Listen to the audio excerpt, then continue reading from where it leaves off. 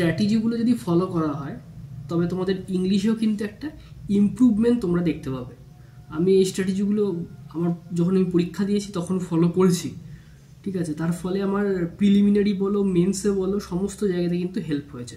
তো আজকে সেগুলো নিয়ে ডিটেল আলোচনা করব। তো যারা একদম চ্যানেলে নতুন তারা অবশ্যই চ্যানেলটিকে সাবস্ক্রাইব করে দিও, আর ভিডিও ভালো লাগলে অবশ্যই একটা লাইক করো। তবে একটাই অনুরোধ থাকবে তোমাদের কাছে যে ভিডিওটা তোমরা পুরোটা দেখবে, ঠিক আছে। তো সেই সমস্ত পয়েন্টগুলোর কথা কিন্তু আমি এই ভিডিওর মাধ্যমে উল্লেখ করব। তো চলো ভিডিওটা শুরু করি।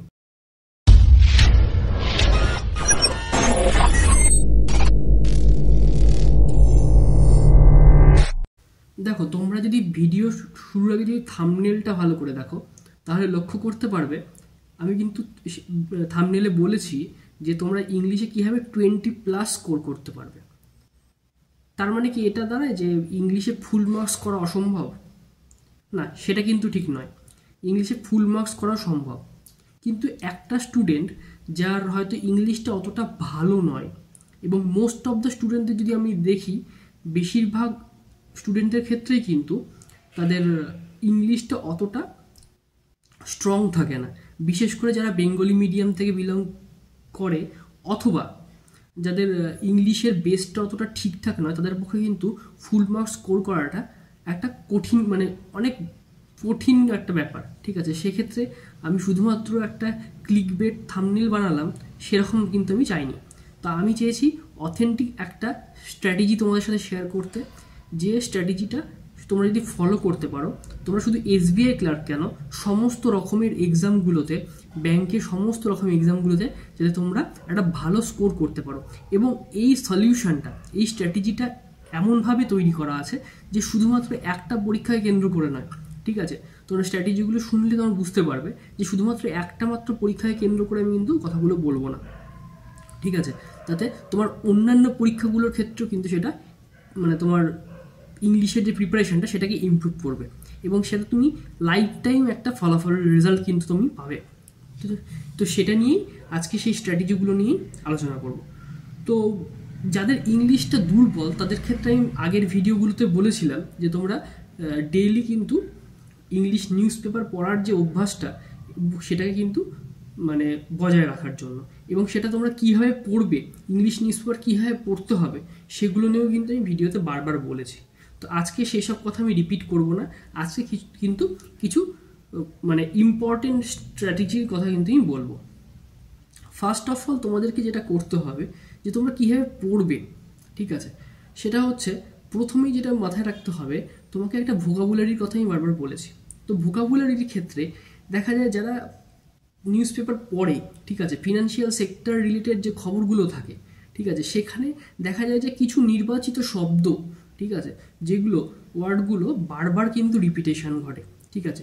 সেই শব্দগুলোকে, সেই ওয়ার্ডগুলোকে যদি ভালো করে তোমরা ঠিকঠাকভাবে তোমরা যদি আয়ত্তে আনার চেষ্টা করো তাহলে কিন্তু মোস্ট অফ দ্য কেসেস তোমরা কিন্তু সলভ করতে পারবে। এবং ওয়ার্ডগুলো যখন তোমার জানা হয়ে যাবে, তোমার কিন্তু প্যারাগ্রাফের যে পোর্শন বা যে কোশ্চেনগুলো থাকে সেগুলো কিন্তু তোমাদের বুঝতে সুবিধা হবে, ঠিক আছে। তাহলে সেই কিন্তু ঘুরে ফিরে চলে এলো নিউজ পেপারের কথাই, ওয়ার্ডগুলো কিন্তু তোমরা নিউজ পেপার থেকেই পাবে। তো সেগুলোর দিয়ে কিন্তু তোমরা অবশ্যই গুরুত্ব দিও। এবার সেকেন্ড যেটা পয়েন্ট আসবে সেটা হচ্ছে, দেখো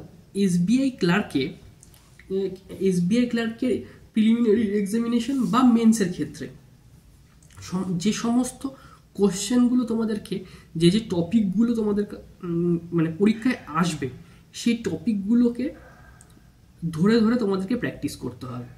সেটার জন্য তোমরা কি করতে পারো, আমি এর আগে বলেছি যে তোমরা যেভাবে কোয়ান্ট বা রিজনিংয়ের পোর্শনগুলো যেভাবে প্র্যাকটিস করতে, ঠিক সেরকমভাবেই ইংলিশের টপিক ধরে ধরে কিন্তু তোমাদেরকে প্র্যাকটিস করতে হবে। তার আগে তোমাদের গ্রামাটিক্যালের যে পোর্শনগুলো রয়েছে সেগুলো তো তোমাদের অবশ্যই ক্লিয়ার রাখতেই হবে, সেটা নিয়ে আমি পরে বলছি। কিন্তু এই যে টপিক ধরে ধরে তুমি যখন প্র্যাকটিস করবে, বা তুমি যখন বিভিন্ন ফিলার বলো, ডাবল ফিলার বলো, সিঙ্গেল ফিলার বা ডাবল ফিলার, বা ক্লোজ টেস্ট, প্যারাজাম্বল, ঠিক আছে, এরার কারেকশন, ঠিক আছে, তারপরে একটা সেন্টেন্স রিঅ্যারেঞ্জমেন্ট যেটাতে বলা হয়, সেইগুলো কিন্তু তোমরা যখন মানে ইন্ডিভিজুয়ালি যখন তোমরা মানে আলাদা আলাদাভাবে যখন প্র্যাকটিস করবে তখন কিন্তু তোমাদের প্র্যাকটিস করার স্পিডটাও বাড়বে, ঠিক আছে। তো তোমার কোশ্চেন সলভিংয়ের যে স্পিডটা সেটাও কিন্তু বাড়বে। ইংলিশ শুধুমাত্র পড়ে কিন্তু এই স্কোর করা সম্ভব নয়, পড়ার পাশাপাশি তোমাদের কোশ্চেন টপিক ধরে কিন্তু কোশ্চেন সলভ করতে হবে, ঠিক আছে। এবার এই সলভের জায়গায় আসি, এই সলভগুলো তোমরা কোথা থেকে করবে? তোমরা ইউটিউবের যে বিভিন্ন ক্লাসগুলো হয় সেগুলো থেকে করতে পারো। পাশাপাশি তোমরা যখন মক টেস্ট দিচ্ছ, ঠিক আছে, সেখানকার পেপারগুলো, মক পেপারগুলো কিন্তু তোমরা পারচেস করে নিয়ে বিভিন্ন জায়গার বিভিন্ন সাইটের আছে, তোমরা জানো সবাই, তো সেখানকার সেই সাইটগুলো থেকে তোমরা মক পেপার পারচেস করে নিয়ে কিন্তু তোমরা প্র্যাকটিস করতে পারো। এবং ধরো তুমি প্রিভিয়াস ইয়ারে বা 2024-এ বলো বা 2024-23 থেকে যারা এক্সাম দিচ্ছ, হয়তো যাদের ক্লিয়ার হয়নি, তারা প্রিভিয়াস যে এক্সামগুলো দিয়ে এসছো অলরেডি, ঠিক আছে, সেগুলোর মক পেপার যদি অ্যাভেলেবেল থাকে সাইটে, তাহলে অবশ্যই সেগুলো কিন্তু তোমরা প্র্যাকটিস করতে পারো, ঠিক আছে। তাহলে তোমাদের দেখবে যে অনেকটা ইমপ্রুভ হবে টপিকগুলো ধরে ধরে, ঠিক আছে। এর পরের যেটাতে আসি সেটা হচ্ছে গ্রামাটিক্যালের পোর্শনটা। দেখো, গ্রামার একটা এমন জিনিস না, সেটা হচ্ছে ইংলিশের ক্ষেত্রে গ্রামারটা তার ব্যাকবোন, ঠিক আছে। তো এবার এই ইংলিশের এই গ্রামারটা তোমরা যদি ইমপ্রুভ করতে পারো, আমি মানে তোমার পার্টস অফ স্পিচের জায়গাগুলো, ঠিক আছে, সেগুলো কিন্তু এরার কারেকশানে এবং ফিলারের ক্ষেত্রে সেগুলো কিন্তু অনেকটা হেল্প করবে। যে একটা ফিলার দেওয়া থাকছে, ধরো আমি একটা এক্সাম্পল হিসেবে বলি, একটা ফিলার দেওয়া আছে, সেখানে যে ওয়ার্ডটা বসবে, ঠিক আছে, সেটা যে কি বসবে, মানে নাউন বসবে না অ্যাডজেক্টিভ বসবে না অ্যাডভার্ব বসবে, সেটা কিন্তু তোমরা গ্রামার থেকে যেমন জানতে পারবে, সেরকম যে তোমরা ওয়ার্ডগুলো কালেকশন করছো ডে বাই ডে, সেইটা পার্টস অফ স্পিচের ওপর যদি তোমার জানা থাকে, সেটা দেখে তুমি যদি বুঝতে পারো যেটা পার্টস অফ স্পিচ কী, তাহলে কিন্তু তোমরা সেই হিসেবে কিন্তু সেখানে অ্যাপ্লাই করতে পারবে, সেখানে কিন্তু তুমি সেইভাবে অ্যাটেম্প করতে পারবে, অ্যান্সার দিতে পারবে। তো এই ছোটো ছোটো বিষয়গুলো তোমাদেরকে মাথায় রাখতেই হবে, ঠিক আছে। এর পাশাপাশি যেটা ইম্পর্টেন্ট খুব একটা বিষয়, সেটা হচ্ছে নিউজ পেপার পড়ার সময় যখন তোমরা নিউজ পেপার থরলি পড়ছো, ঠিক আছে, সেখানে একটা সেন্টেন্স বা একটা প্যারাগ্রাফ তুমি যখন পড়ে নিচ্ছ, সেই প্যারাগ্রাফের যে সেন্টেন্সটা তারা কীভাবে লিখছে, ঠিক আছে, কোন প্যাটার্নে লিখছে, এই বিষয়টা কিন্তু তোমাদেরকে বুঝতে হবে।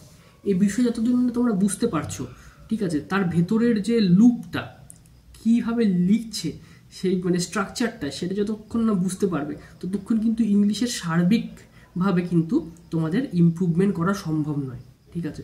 শুধুমাত্র আমি 10,000 বা 20,000 ওয়ার্ড মুখস্থ করলাম, তাতে কিন্তু কোনোদিনও ইংলিশের ইমপ্রুভ হবে না। একটা প্যারাগ্রাফ পড়ে সেখানকার যে মিনিংটা, সেখানকার যে লুপটা, যে স্ট্রাকচারে তৈরি হচ্ছে, সেই স্ট্রাকচারটা তোমায় বুঝতে হবে, ঠিক আছে, তবেই কিন্তু তুমি ইংলিশের মানে পুরো ইমপ্রুভমেন্টটা তবে কিন্তু তোমার চোখে ধরা পড়বে। আমি এই সমস্ত স্ট্র্যাটেজিগুলো নিজের ক্ষেত্রেও অ্যাপ্লাই করেছিলাম। প্রথমের দিকে তোমরা বিশ্বাস করবে না, আমি যদি আমার কোনো স্কোর কার্ড আমি যদি থাকে, আমি পুরো দেখবো, শেয়ার করবো তোমাদের সাথে, যে আমি কিন্তু ইংলিশে খুবই উইক ছিলাম। খুবই উইক মানে আমার এরকমও দেখা গেছে, মানে আমি মাধ্যমিক উচ্চ মাধ্যমিকে আমার স্কোর ঠিক থাকলেও কিন্তু এই কম্পিটিটিভ এক্সামে, মানে বিশেষ করে ব্যাঙ্কিংয়ের এক্সামে ইংলিশের সাথে আমার যে নলেজটা থাকা দরকার, সেই নলেজটা আমার ছিল না। আমি সেটা পরীক্ষা দিতে এসে আমি রিয়েলাইজ করতে পেরেছি, ঠিক আছে। মাধ্যমিক উচ্চ মাধ্যমিকে 80% নাম্বার আমার ইংলিশে থাকলেও আমার এখানে এসে আমার মনে হয়েছে যে আমার সাফিসিয়েন্ট ইংলিশে কিন্তু আমার নলেজ ছিল না, ঠিক আছে, যেটা দিয়ে আমি একটা ব্যাংকের এক্সাম ক্র্যাক করতে পারবো, ঠিক আছে। কিন্তু আমি এই সমস্ত স্ট্র্যাটেজিগুলো আমি ইউজ করেছি, ঠিক আছে, যার ফলে আমার হয়তো টাইম লেগেছে অনেকটা, কিন্তু অবশেষে আমার ইংলিশটা আমি ক্লিয়ার করতে পেরেছি। আর ইংলিশ হচ্ছে এমন একটা সাবজেক্ট যেখানে তোমাকে টাইম, মানে পরীক্ষার হলে কিন্তু তোমার টাইমটা অনেকটা সেভ করার, মানে তুমি যদি ঠিকঠাকভাবে অ্যান্সার করতে পারো, তাহলে কিন্তু তোমরা অনেকটা স্কোর করতে পারবে। আর যার ইংলিশে স্ট্রং থাকে, সে কিন্তু কম্পিটিশান থেকে অনেকটা এগিয়ে থাকে। আমি বারবার এটা মনে করি, ম্যাথ রিজনিং সবাই প্র্যাকটিস করে কিন্তু একটা জায়গায় তৈরি করে নিতে পারে। ইংলিশের ক্ষেত্রে সেই ইমপ্রুভমেন্টটা তোমার প্রথম থেকেই থাকে, তাহলে কিন্তু তুমি অনেকটা কম্পিটিশান থেকে এগিয়ে আছো।